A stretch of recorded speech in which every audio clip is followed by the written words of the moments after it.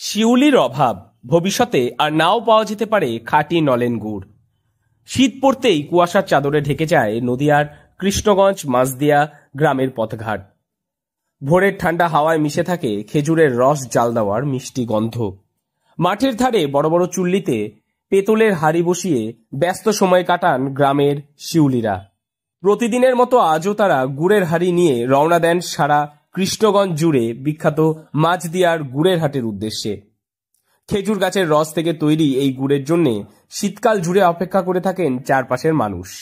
যারা নতুন করে এসছে, আমাদের জেনারেশন যেটা আমরা যেটাকে নিয়ে এসছি, এরা সবাই বেশিরভাগই মোবাইলের দিকে ঝুঁকে গেছে।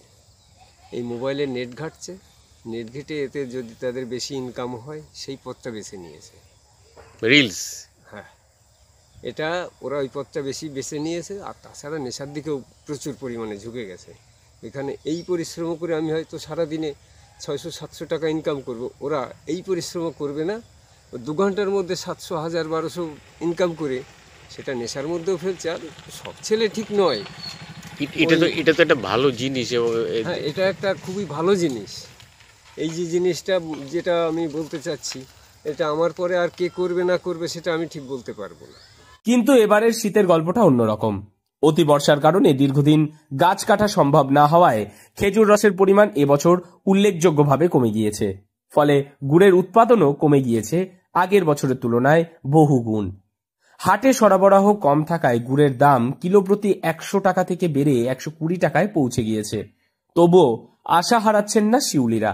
তাদের বিশ্বাস, শীতটা যদি জোরে পড়ে রসও ভালো আসবে, গুড়ের মানও ভালো বাড়বে। এই সংকটের আরেকটি বড় কারণ নতুন প্রজন্মের আগ্রহহীনতা। গ্রামের বয়স্ক অল্প কয়েকজন শিউলি ছাড়া আর কেউই আর এই পেশায় নামছেন না।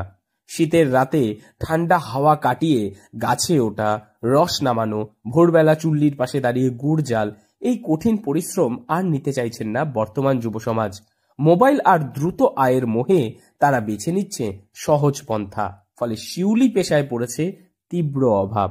দেখুন, এই শিউলির কাজটা করতে গেলে পরে প্রচুর পরিমাণ কায়িক পরিশ্রমের প্রয়োজন হয়। আগেকার যে সমস্ত মানুষজন তারা প্রচুর কায়িক পরিশ্রম করত।